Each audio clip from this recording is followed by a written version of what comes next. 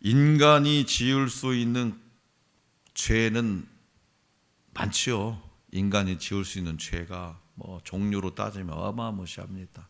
그런데 그 중에서 가장 큰 죄는 뭐라고 생각하세요? 여러분들 생각할 때?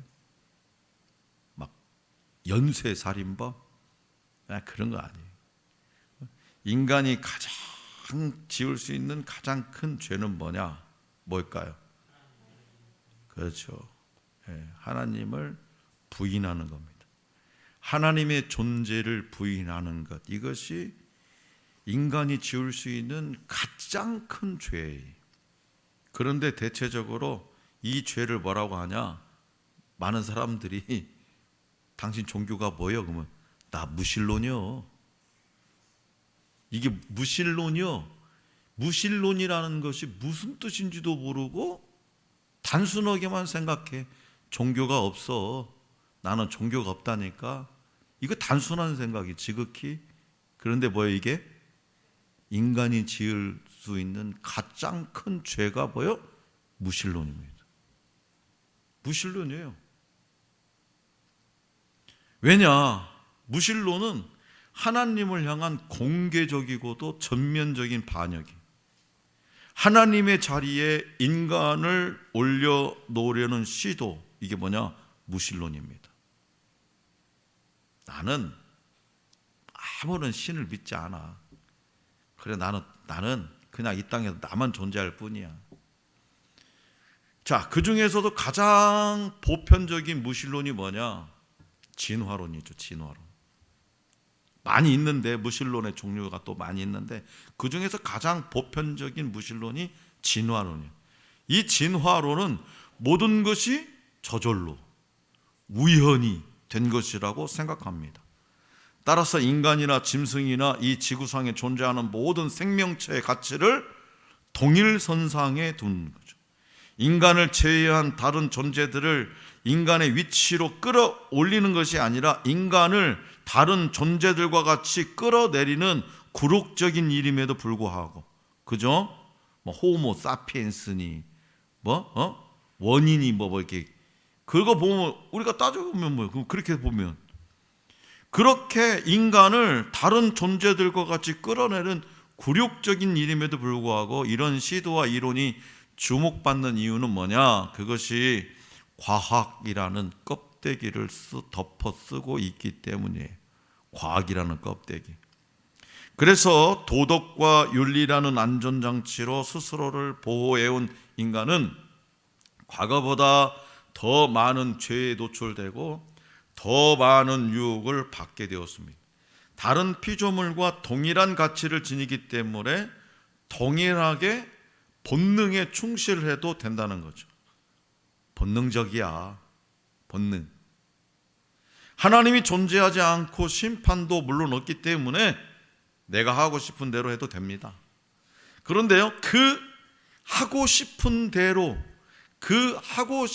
대로의 영역에 뭐가 포함되느냐? 동성애도 포함된다는. 내가 하고 싶은 대로. 동성애도. 무신론이 가장 큰 죄가 되는 이유는 좀 전에도 말씀드렸지만 인간을 하나님의 위치, 하나님을 인간의 위치에 두는 반역적인 행위라는 거죠.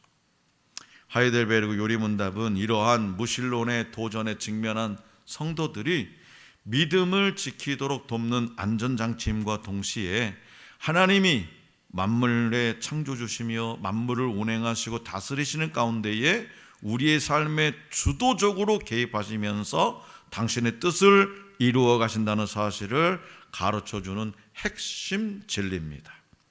자, 오늘 우리에게 주신 본문 말씀을 우리 다시 한번 다 같이 읽어보도록 하겠습니다. 사도행전 17장 25절에 28 시작.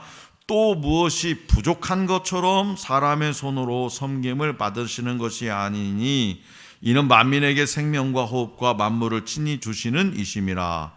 인류의 모든 족속을 한 혈통으로 만드사 온 땅에 살게 하시고 그들의 연대를 정하시며 거주의 경계를 한정하셨으니 이는 사람으로 혹 하나님을 더듬어 찾아 발견하게 하려 하심이로되 그는 우리 각 사람에게서 멀리 계시지 아니하도다. 우리가 그를 힘입어 살며 기동하며 존재하느니라. 너희 시인 중 어떤 사람들의 말과 같이 우리가 그의 소생이라 하니. 아멘. 자, 지난 시간에 우리는 하나님께서 전능하신 창조주로서 우리의 아버지시라는 사실을 통해서 하나님께 온전히 의지하는 삶에 관한 교훈을 받았습니다. 본문 말씀은 우리의 전능하신 아버지 되시는 창조주 하나님께서 이 세상과 우리를 다스리신다는 사실을 아주 생동감 있게 가르쳐주고 계신다는 거죠. 아주 생동감 있게. 사도 바울이 전한 대로 하나님께서는 만민에게 생명과 호흡과 만물을 친히 주시는 분으로서 그분의 손길이 미치지 않는 곳은 어디에도 없습니다. 그래서 이 사실을 바울은 다음같이 묘사를 했죠. 인류의 모든 족속을 한 혈통으로 만드사 온 땅에 살게 하시고 그들의 연대를 정하시며 거주의 경계를 항정하셨으니 이는 사람으로 혹 하나님을 더듬어 찾아 발견하게 하시미로되 그는 우리 각 사람에게서 멀리 계시지 아니하도다. 각 사람에게서 멀리 계시지 않도다. 그러니까요, 저와 여러분들 가까이에 늘 하나님은 함께 계신다는 거예요. 멀리 계시지 않아요. 하나님은 세상을 만드시고 그것이 일정한 법칙 또는 질서대로 움직이도록 기계에다가 건전지를 넣어두듯이 던져두신 것이 아니라 끊임없이 당신의 능력을 사용하고 계신다라는 거죠. 끊임없이. 그래서 그분의 손길이 닿는 곳이 없고 그분의 능력이 작용하지 않는 영역이 없습니다. 따라서 불신자들이 아무리 하나님의 존재를 부인하고 무신론으로 기독교의 진리들에 맞선다고 할지라도 그것은 무의미한 거죠.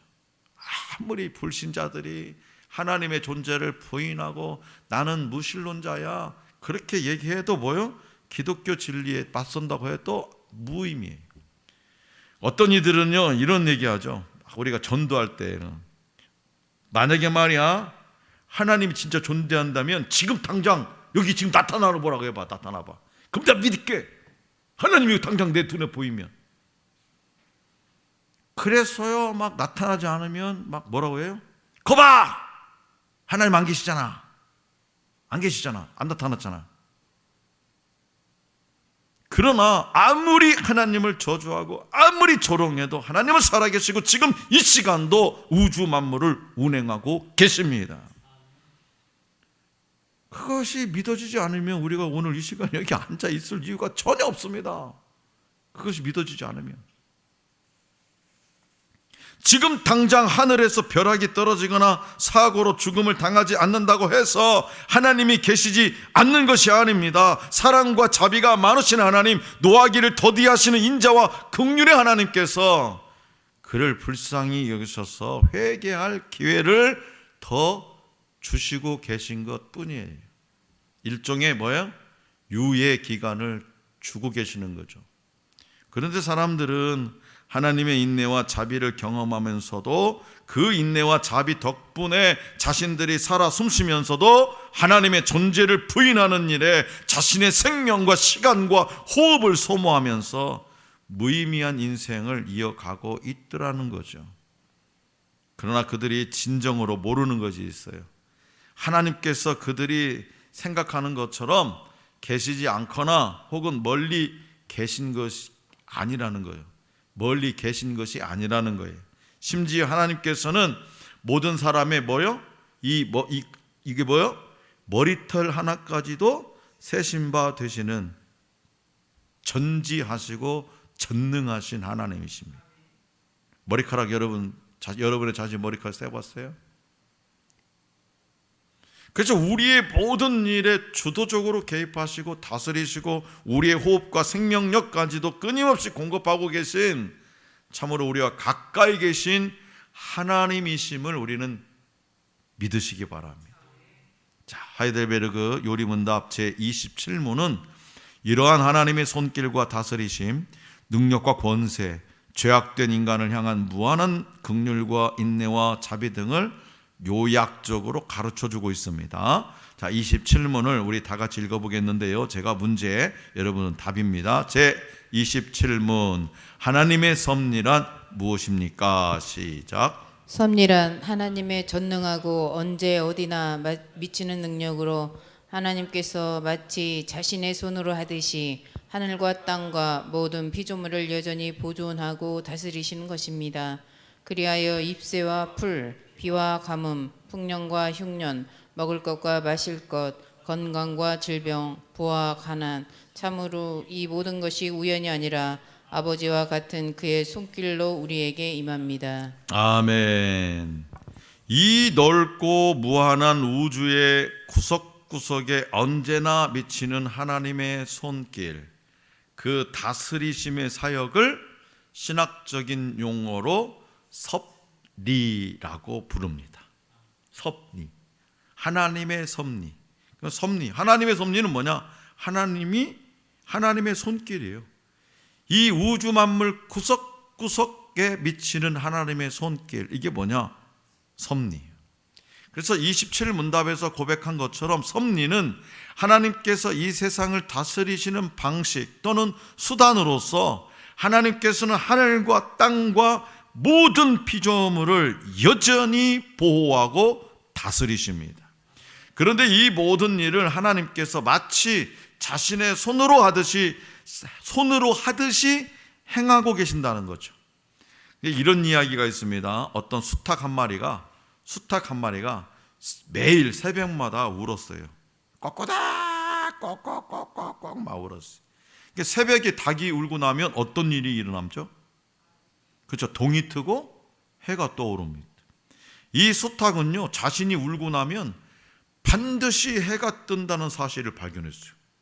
자신이 울고 나면 반드시 해가 뜬다. 그리고는 해가 뜨는 것이, 날마다 이 해가 뜨는 것이 자신의 울음 때문이라고 생각하기 시작했어요. 자, 맞습니까? 맞아요? 해가 뜨는 것이 수탉의 울음 때문에 뜨는 거예요? 아니죠. 수탉이 울어서 해가 뜨는 것이 아니라 원래 해가 떠야 할 시간에 수탉이 울었을 뿐이에요. 그런데 수탉은 어리석게도 해가 뜨는 것이 자신의 울음 때문이라는 말도 안 되는 생각을 하더라는 거예요. 자, 그런데 종종 사람들이 이 수탉과 같은 어리석음을 저지르는다는 거예요. 하나님의 존재를 의도적으로 부인하는 가운데 자신들이 하나님이라도 되는 것처럼 교만에 빠져서는 이 세상을 자신들 마음대로 주무르려고 합니다. 자신의 마음대로. 하나님이 계시지 않다고 믿기 때문에 사사기의 어떤 사람들처럼 자기 소견에 옳은 대로 본능이 이끄는 방향을 따라서 살아갑니다. 본능적으로. 그만 좀 멋있는 것 같은데 본능적으로. 나는 본능적으로 살아. 나는 본능적으로 생각해. 멋있는 말 같은데 뭐예요? 그치, 자기 소견대로 자기 마음대로 살아간다는 거예요. 그리고는 자신들의 뜻대로 살아가고 있다고 착각합니다. 그러나 아무리 하나님이 눈에 보이지 않고 하나님께서 섭리하시는 과정을 우리 눈으로 직접 확인할 수 없더라도, 우리가 확인할 수 있든지 없든지 아무런 상관없이 하나님께서는 우리의 모든 일에 주도적으로 참여하고 계시고 우리를 다스려 나가고 계십니다. 악인들은 모든 일이 자신들의 뜻대로 되고 있다고 생각하면서 승리감에 도취되겠지만은 사실은 철저히 하나님의 뜻이 이루어지는 방향으로 역사는 움직여가고 있더라는 거죠. 그러니까 여러분들 억울하게 생각하지 마시고 왜 저런 국회의원을 뽑아가지고 저런 대통령을 뽑아가지고 그런 생각하지 마세요. 나만 괴로움니까. 하나님이 역사는 하나님이 움직여가고 계신다. 사람들이 아무리 하나님의 존재를 부인해도 하나님의 섭리는 우리가 보고 경험하는 모든 것을 포함한 이 세계 구석구석에 빈틈없이 작용하고 있습니다. 그래서 우리는 우연을 믿지 않습니다. 여러분 누구하고 뭐 이렇게 우연히 뭐 친구하고 말을 하더라도 어떤 어디 누가 나 이런 일 우연히 됐다니까. 우연히 이런 말 함부로 하지 마세요. 우연이라는 것이 무슨 뜻이냐? 우연. 어떤 의도나 인위적인 개입 없이 일어나는 사건입니다. 어떤 의도나 인위적인 개입 없이 일어나는 사건을 말하지만 성경은 우연을 인정하지 않기 때문이에요. 왜 그럴까요? 왜 성경 우연을 인정하지 않냐? 하나님의 창조 세계 구석구석에 하나님의 능력과 섭리가 작용하고 있기 때문이죠. 무신론자들은 하나님의 섭리를 인정하지 않기 때문에 자신들의 지성과 이성으로 설명할 수 없는 것들에 대해서 그냥 뭐라고 얘기해요? 우연이라는 편리한 변명을 넣어놓습니다. 우연이라고 하는 편리한 변명. 그러나 저와 여러분들은 역사의 주인이신 하나님은 이 세상을 당신의 뜻대로 선하게 계획하시고 그것을 반드시 이루어 가신다는 사실을 믿으시기 바랍니다. 자, 이제 28문답을 다 같이 읽어보겠습니다. 제가 제 28문. 하나님께서 모든 것을 창조하시고 섭리로서 여전히 보존하심을 아는 것이 우리에게 어떤 유익을 줍니까? 우리는 어떠한 역경에서도 인내하고 형통할 때에 감사하며 또한 장래 일에 대해서도 우리의 신실하신 하나님 아버지를 굳게 신뢰하여 어떠한 피조물이라도 우리를 하나님의 사랑에서 끊을 수 없으리라 확신합니다. 모든 피조물이 완전히 하나님의 손에 있으므로 그의 뜻을 거슬러 일어나거나 되는 일은 하나도 없습니다. 아멘. 마지막만 기억하면 돼요. 그의 뜻을 거슬러 일어나거나 되는 일은 하나도 없습니다. 우리는 지난 시간에 전능하신 하나님께서 우리의 아버지가 되신다는 사실을 통해서 큰 위로를 받았습니다. 전능하신 하나님이 나의 아버지. 28문답은 이러한 위로의 연장선상에서 우리의 삶 속에서 일어나는 여러 사건들의 의미와 목적, 하나님의 선하신 뜻에 대해서 이해하도록 우리를 인도해 줍니다. 세상에는 우리가 원하는 일만 있는 것이 아니죠. 때로는 우리가 전혀 원하지 않던, 우리와 전혀 상관없을 것 같은 일들이 우리 앞에 나타납니다. 내가 생각하고 싶지 않은 일들이 나타나요. 그래서 몇 년 전에 그 세월호 참사라든가 또 작년에 이태원 참사라든가 이런 참사를 더 접한 많은 사람이 낙심하고 집단 우울증에 빠지는 것을 우리는 보았습니다. 이처럼 세상은 우리가 예측이 가능한 일보다 전혀 예측하지 못한, 그래서 전혀 대비하지 못한 위험하고 두려운 일들이 연속으로 일어나는 현장입니다.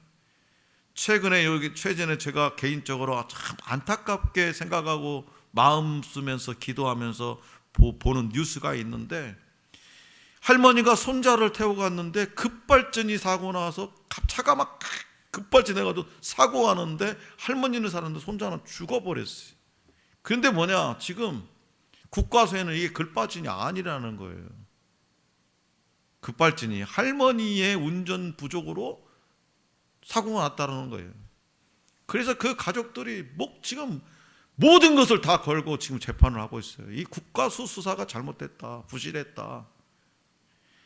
그 할머니가 얼마나 마음이 아프겠어요. 네?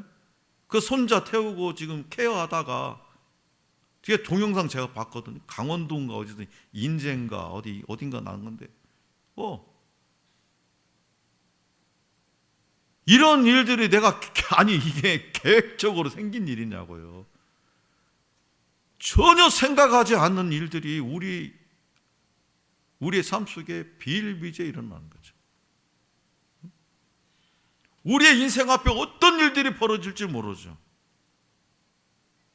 이런 상황 속에서 사람들은 두려움을 느낄 수밖에 없습니다. 그래서 많은 사람이 미래를 알기 위해서, 이 두려우니까 현실이, 그래서 미래를 알기 위해서 용하다는 점집을 찾아다니고, 심지어 우리 믿는 자들마저도 그리스도인들마저도 소위 신령한 예언의 은사를 받았다고 하는 사람들을 찾아가서 자신의 미래를 알기 위해서 노력을 하죠. 그러나 이것은 하나님의 뜻이 아닙니다. 성경이 어느 특정 개인의 미래에 대해서 말하고 있지 않은 이유가 뭐냐? 자신의 미래를 미리 아는 것이 우리에게는 허락되지 않은 영역이기 때문이죠. 다만 이 세상을 향한 하나님의 계획을 큰 그림으로 보여줌으로써 성도들이 이 세상의 그 거센 파도 앞에서 두려워하지 않고 믿음의 여정을 걸어가도록 도와주고 있다. 도와주고. 그래서 우리가 다니엘서를 읽거나 욥의 이야기를 읽거나 그 여호수아의 이야기 읽거나 그 이야기들 읽으면 하나님의 위대하신 계획들이 보이고, 또 요한계시록을 보거나 거기서 우리는 하나님의 그 원대한 계획, 그 계획이 결국에는 누구의 계획이냐? 나를 향하신 하나님의 뜻이더라는 거예요. 나를 향한. 그런데 이 사실을 모르기 때문에 세상에 많은 사람이 불안해하고 두려워하는 가운데에 하루하루를 살아가는 겁니다. 그러나 전능하신 창조주 하나님께서 우리의 아버지 되시고 내 아버지 되시고 그분께서 우리를 향한 놀랍고 선한 계획을 가지고 계심을 믿는다면 오늘 저와 여러분들은 두려워하지 않을 겁니다. 비록 우리가 원하지 않는 고난과 역경을 당할지라도, 그래서 당장 하나님의 뜻이 무엇인지 정확히 알 수 없다고 할지라도 우리가 알도록 허락되지 않은 그 불확실한 미래를 두려워하지 않고 모든 일에 오히려 합력하여 선을 이루신 하나님의 역사를 기대하면서 시련과 고난에 당당히 맞설 수 있습니다. 따라서 우리는 세상의 불신자들, 특히 무신론자들이 말하는 우연을 믿지 않습니다. 우리가 원하지 않는 많은 일들이 일어나고, 심지어는 악인들이 득세하고 형통하고 선량한 사람들이 고통받는, 그래서 이 세상이 정의롭지 못하고 악한 곳으로 느껴지는 경우가 많습니다. 하지만 이 모든 일들을 통해서 이루려고 하시는 하나님의 뜻은 분명히 존재한다. 그리고 하나님의 뜻은 언제나 선하다. 인간의 죄는 분명 하나님의 뜻을 거스르는 악한 일이고 그분을 향한 반역이지만, 하나님께서는 그 악한 일들을 통해서도 당신의 선하신 뜻을 이루실 수 있는 분이십니다. 그러한 예가 성경에 여러 곳에 나오죠. 다윗이 인구 조사를 한 건 분명히 죄였죠. 왜 죄입니까? 하나님이 하지 말라고 했는데 했어요. 뭐 때문에? 다윗의 그 인간적인 계산 때문에. 하나님께서는 그 일을 통해서 이스라엘을 징계하시려는 당신의 뜻을 이루셨습니다. 가룟 유다가 예수님을 팔아넘긴 것은 분명 큰 죄악이었지만 그 일을 통해서 어떻게 됐습니까? 예수님께서는 구속사역을 이루셨습니다. 물론 이렇게 성경을 통해서 하나님의 뜻이 분명히 드러나 있는 문제에 대해서는 하나님의 뜻에 대해 얼마든지 이야기할 수 있지만, 세상에서 일어나는 많은 사건이 하나님의 뜻이라고 섣불리 판단하기에는 너무나 복잡하고 어려운 경우가 많습니다. 따라서 하나님의 섭리에 대한 진리도 삼위일체론처럼 우리의 타락한 이성으로 완벽하게 설명하기는 불가능하다는 사실을 경허히 인정하고, 세월호 참사나 이태원 참사 같은 사건을 두고 경솔하게 하나님의 뜻이니 뭐네 운운하는 실수도 범하지 말아야 된다는 거죠.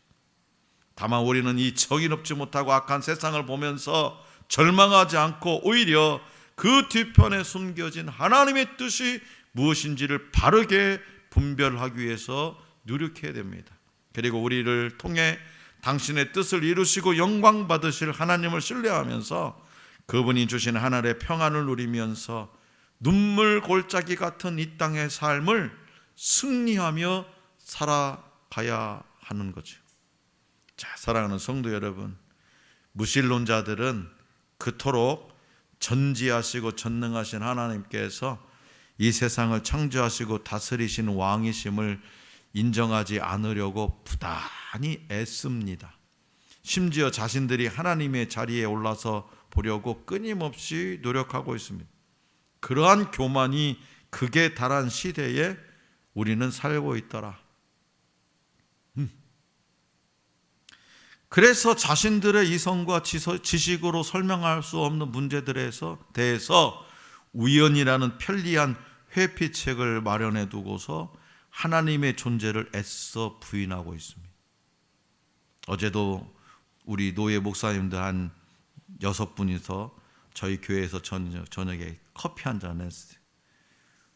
목사님들이 오늘의 이 시대를 한번 바라봤어요.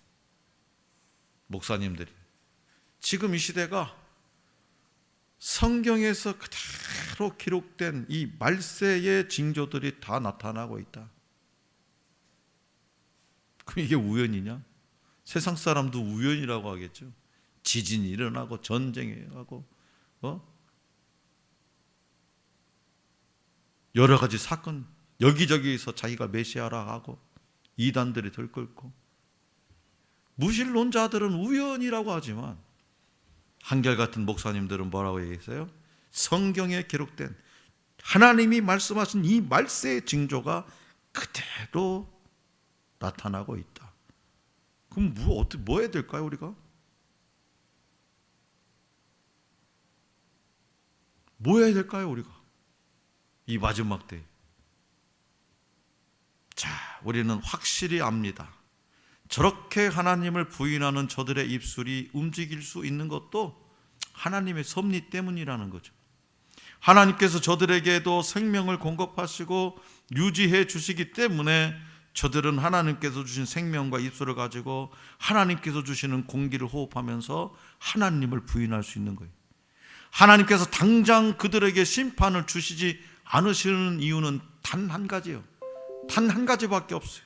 그들에게도 복음을 듣고 회개할 기회를 주시기 위함일 뿐입니다. 다른 이유가 없어요. 저들이 아무리 하나님의 존재를 부인하려고 애써도 소용없습니다. 그러나 우리는 전능하신 창조주 하나님의 섭리를 믿습니다. 말세에 이런 징조들이 우연이 아니라 하나님의 말씀하신 하나님의 계획 안에 들어있는 겁니다. 그러니까 우리는 정신 똑바로 차려야 되는 거예요. 오늘이 마지막에 우리는 내일이 없어요. 우리에게 내일이 어디 있습니까? 그분이 우리의 아버지 되심을 믿어요. 따라서 우리는 우리 앞에 놓인 불확실한 미래가 두렵지 않습니다. 왜요? 우리에게는 우리의 아버지가 계시니까. 하나님께서 우리의 신실한 아버지 되시고 우리를 향한 선한 계획을 가지고 계시고 그 계획을 우리도 알지 못하는 가운데 지극히 자연스럽고 아름다운 방법으로 이루어 가실 것을 믿기 때문이죠. 그래서 우리의 연약함이 우리의 발목을 잡고 여러 가지 시련이 우리를 힘들게 만들어서 너무나 무기력하게 느껴질지라도 하나님께서 반드시 우리를 건져주시고 우리를 승리하게 하실 것을 믿으면서 인내하며 견딜 수 있는 것이 누구냐? 바로 오늘 저와 여러분들입니다. 하나님의 아들, 하나님의 딸들이. 그러므로 욥이 그랬던 것처럼 그가 나를 단련하신 후에는 내가 순금같이 나오리라 라는 고백으로 우리 앞에 놓인 어떤 시련과 고난 가운데서도 하나님의 선하신 계획을 신뢰하면서 그분의 위로 속에 끝까지 믿음을 지켜서 승리하는 저와 여러분이 될 수 있기를 간절히 기원합니다.